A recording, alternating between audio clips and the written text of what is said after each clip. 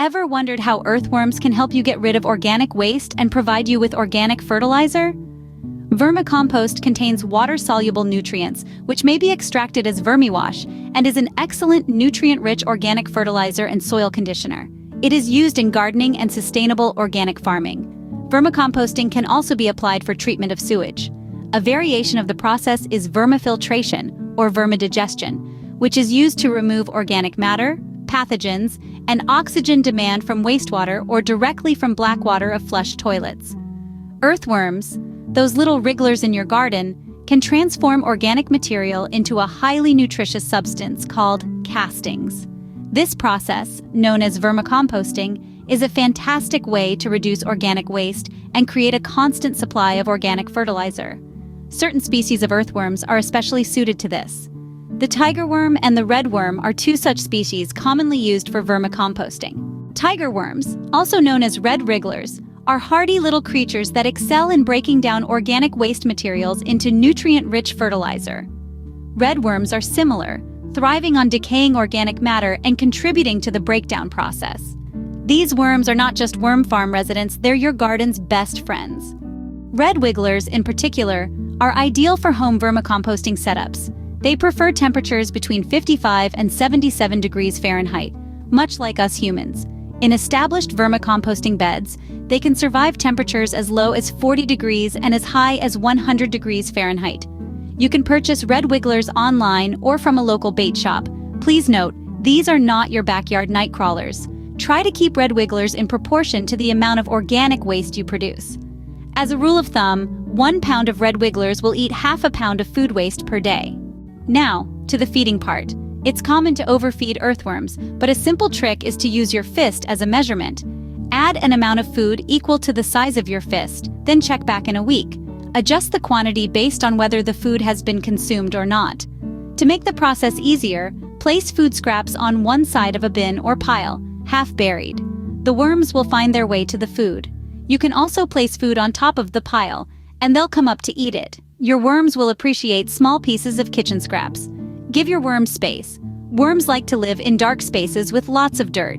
Use newspapers for bedding. I like to run any paper I use through my shredder.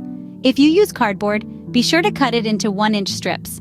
Worm colonies can double in size in 60 to 90 days.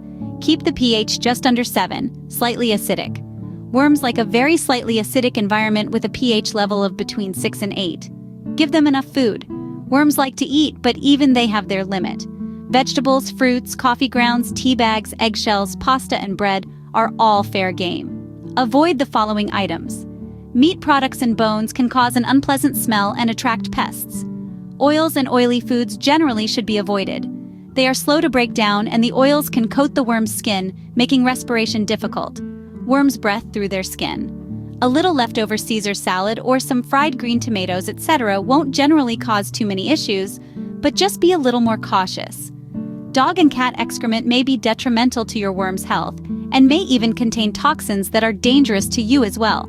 You can use well-composted manure, but to be safe, you should probably avoid it. Freshly cut grass.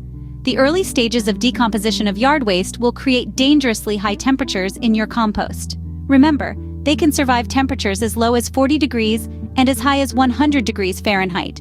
Decomposing grass can reach temperature as high as 180 degrees Fahrenheit. Allow yard waste to decompose elsewhere for a few weeks before adding it to your compost. Keep all alcohol out of your compost, as it is extremely toxic to earthworms. Too much citrus. While the occasional orange peel is fine, too much citrus can make the soil too acidic and be toxic to earthworms. Pressure-treated wood.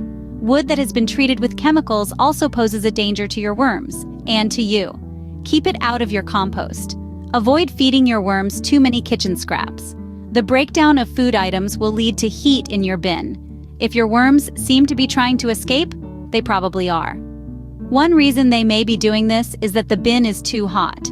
You can remove decomposing food to cool a bin down. Further, if the bin begins to stink, this indicates you're putting more food in than the worms can handle, and that you should remove some food scraps and feed them less the next time around.